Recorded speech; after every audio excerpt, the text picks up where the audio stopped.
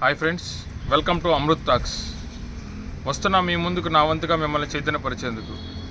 ఈరోజు రెవెన్యూ డిపార్ట్మెంట్లో ఎన్నో ఏళ్లగా కొన్ని సమస్యల మీద రైతులు సదరు తహసీల్దార్ కార్యాలయం వైపు తిరుగుతున్నా చట్టం ప్రకారం చేయాల్సినటువంటి చాలా పనులు కూడా చట్టబద్ధంగా వ్యవహరించాల్సిన అధికారులు వాళ్ళ పనులు వాళ్ళు నిర్వర్తించకుండా కావాలని చెప్పి రైతుల్ని ఎన్నో ఏళ్లగా కార్యాలయాల చుట్టూ తిరుగుతున్నారు. వీటికి పరిష్కార మార్గాలకు సంబంధించి రైతులకు అవగాహన లోపం ఒక పక్క అయితే, మరొక పక్క ఏమవుతుంది, మేము చేసేంతవరకు వీళ్ళు ఉండాలి, మేము చెప్పిందే వీళ్ళు వినాలి, వీళ్ళకేమీ తెలీదు అనే ఒక డిక్టేటర్షిప్లో కూడా కొంతమంది అధికారులు ఉండడం కూడా ఈరోజు సమస్యలకు పెరిగిపోవడానికి కారణం. ఒక పక్క ప్రభుత్వం ప్రతి సోమవారం రోజు నిర్వహించేటువంటి ప్రజా విజ్ఞప్తుల దినం కావచ్చు, పబ్లిక్ గ్రీవెన్స్ రిడ్రెసల్ సిస్టమ్ కావచ్చు, ఈ యొక్క పీజీఆర్ఎస్ ద్వారా ప్రతిరోజు సోమవారం రోజు నిర్వహిస్తున్న వందల సంఖ్యలో అర్జీలు ఇక్కడ అధికారుల దృష్టికి వస్తున్నాయి. పరిష్కారం అవుతున్న మాత్రం చాలా తక్కువ ఉన్నాయి. అదేవిధంగా ఏదైతే రైతులు పొలాలు కొన్న తర్వాత వాటికి పాస్బుక్లు మంజూరు చేయమని, లేదా మా భూమికి సర్వే చేయమని, లేదా మా యొక్క పాస్బుక్లో ఉన్నటువంటి విస్తీర్ణం తేడా ఉందని చెప్పి వివిధ రకాలైన సమస్యల మీద ఈరోజు రైతులు అధికారుల వైపు వస్తున్నప్పుడు అధికారులు సరైన కారణాలు లేక సరైనటువంటి కారణం చూపించకుండానే వాటిని రిజెక్ట్ చేస్తూ వాళ్ళని కార్యాలయాల చుట్టూ తిప్పుతూ ఉన్నారు. ఇది ఒక పక్కన ఉంటే, మరొక పక్కన భూమి హద్దుల్లో జగనన్న శాశ్వత భూ హక్కు శాశ్వత భూరక్ష పథకం ద్వారా ఏదైతే ప్రభుత్వం విడుదల చేసినటువంటి స్టాండర్డ్ ఆపరేటింగ్ ప్రొసీజర్ ఎస్ఓపి ఏదైతే ఉందో దాన్ని వీలిష్టానుసారంగా, అంటే బలవంతుడైతే ఎస్ఓపి బలహీనంగా పనిచేస్తుంది, అదేవిధంగా బలహీనుడైతే ఎస్ఓపి చాలా బలంగా పనిచేస్తుంది.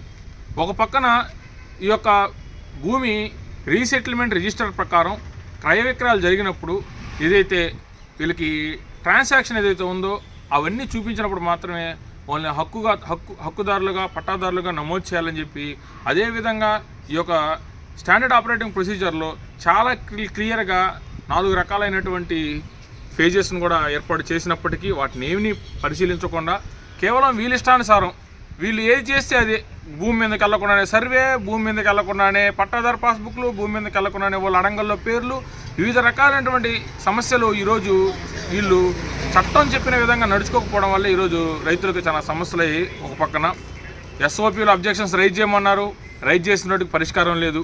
మరొక పక్కన ఈ మధ్య నూతన కూటమి ప్రభుత్వం వచ్చిన తర్వాత గత ప్రభుత్వంలో జరిగినటువంటి తప్పిదాలను సరిదిద్దాలని చెప్పి ఒక స్ట్రీమ్ లైన్ ప్రొసీజర్ ప్రకారం రీసర్వేలో జరిగినటువంటి అవకతవకల మీద ఈరోజు అర్జీలు సమర్పించమని తెలియజేయగా అర్జీలు సమర్పించినటువంటి రైతులు చాలామంది ఆ అర్జీల్ని కంప్యూటరైజ్ చేయమన్నారు. సగం చేశారు, సగం చేయలేదు. చేసినటువంటి గ్రీవెన్స్లకు సంబంధించి కూడా ఈరోజు ఏమీ కూడా పరిష్కార మార్గాలు చూపించకపోవడం మరో పక్క. ఇటీవల మళ్ళీ ప్రభుత్వం పోయిన నెల 11వ ఈ నెల నుంచి కూడా మళ్ళీ రెవెన్యూ సదస్సులు అని చెప్పి గతంలో జరిగినటువంటి తప్పిదాలని కూడా రెవెన్యూ అధికారుల దృష్టికి తీసుకెళ్లాలా, అదేవిధంగా పట్టాదారు పాస్బుక్లు ఇవ్వటం లేదని, మా భూమి కొలవటం లేదని, వివిధ రకాలైన డైరెక్షన్స్ మ్యాటర్స్ మీద ఏదైనా ఉన్నత న్యాయస్థానంలో ఉన్నటువంటి కోర్టు కేసులు కూడా సంబంధిత ఎంఆర్ఓ గారి దృష్టికి, అదే ఆర్డీఓ గారి దృష్టికి తీసుకెళ్ళడం చాలా క్లియర్గా గైడ్లైన్స్ అయితే ఇస్తున్నాయి.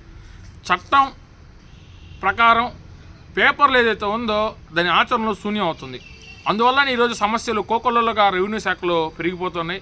వీటన్నిటికీ మీ యొక్క రైతులు ఎవరైతే ఉన్నారో వాళ్ళందరికీ కూడా సహాయం చేయాలనే ఉద్దేశంతోనే మీ అందరూ కూడా మీ సమస్యలు ఏవైతే ఉన్నాయో అవి మన దృష్టికి తీసుకురాగలిగితే ఖచ్చితంగా వాటికి పరిష్కార మార్గాలు కూడా ప్రభుత్వమే వివిధ రకాలైనటువంటి జీవోలు, మెమోలు, సర్కులర్లు, వివిధ రకాలైనటువంటి గైడ్లైన్స్ని కూడా టైం టు టైం రిలీజ్ చేస్తూనే ఉంది. కానీ వాటన్నిటి కూడా అధికారులు పట్టించుకోవడం లేదు. ఉదాహరణకి కోర్టులో పెండింగ్ ఉంటే పట్టాదారు పాస్బుక్ ఇవ్వచ్చా అనేది ఒక చిన్న డౌట్. దీన్ని కారణంగా చూపించి కోర్టులో కేసు ఉంది కాబట్టి మేము పట్టాదారు పాస్బుక్ ఇవ్వమని చెప్తున్నారు. ఎప్పుడు పట్టాదారు పాస్బుక్ ఇవ్వాలి, ఏ సందర్భంలో పట్టాదారు పాస్బుక్ ఇవ్వకూడదు అని చెప్పి సంబంధిత తహసీల్దార్లకి అవగాహన లేదు. ఒకసారి మ్యూటేషన్ చేయమని చెప్పి టైటిల్ డీడ్ బేస్ చేసుకొని వచ్చినప్పుడు దాన్ని సరిగా పరిశీలించి అసలు కోర్టు కేసు ఏ కేసు పెండింగ్లో ఉంది, అసలు ఎవరు దాఖలు చేశారు, దానికి సంబంధించినవి ఏమున్నాయి, ఇవేం పరిశీలించకుండానే కేవలం కోర్టులో పెండింగ్లో ఉంది, మేము దీన్ని చేయలేం అని చెప్పి రిజెక్ట్ చేసిన మ్యూటేషన్స్ అప్లికేషన్స్ 100. దానికి 2022లోనే సీసీఎల్ఏ వారు ఒక సర్క్యులర్ జారీ చేశారు.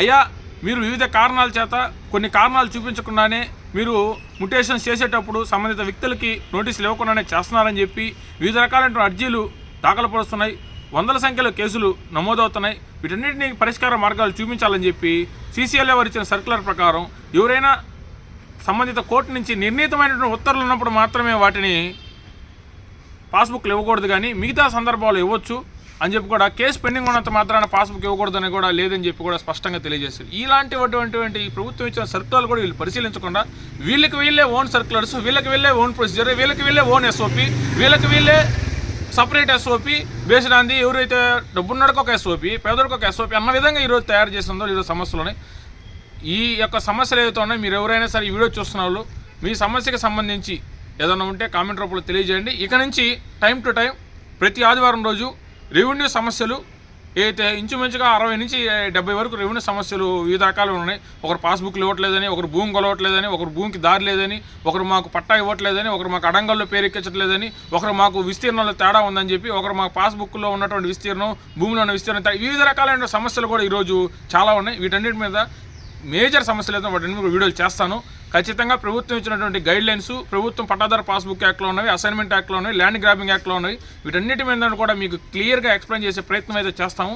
ఖచ్చితంగా రెవెన్యూలో ఉన్న సమస్యల్లో అధికారుల చుట్టూ మీరు బతిలాడుకోవాల్సిన అవసరం లేదు. ప్రభుత్వం నుంచి పని చేయించుకోవడం మన హక్కు. ఆ హక్కుని మనం బతిలాడుకొని అయ్యా చేయండి అని అడిగేటువంటి అవసరం లేదు. ఇది మా హక్కు, మాకు చేసి తీరాల్సిందే, ప్రభుత్వం మాకు గైడ్లైన్స్ ఇచ్చిందని చెప్పి కూడా మనం బలంగా అడగడానికి కూడా మీకు ఏదైనా సంబంధిత గైడ్లైన్స్ లేకపోతే మా దగ్గర ఉన్న ఖచ్చితంగా మీ అందరూ కూడా ప్రొవైడ్ చేస్తాం. రైతులు ఎవరైతే ఇబ్బందులో వాళ్ళందరికీ సహాయం చేయాలనే ఉద్దేశంతో వీడియో చేస్తాం. ముందు కూడా కంటిన్యూగా కూడా ఈ రెవెన్యూ సమస్యల మీద వీడియోలు చేస్తామని చెప్పి కూడా తెలియజేస్తూ ఈ వీడియోలను తప్పిదాలు దొరలనట్లయితే పెద్దలందరూ మన్నించాలి. జై భీమ్.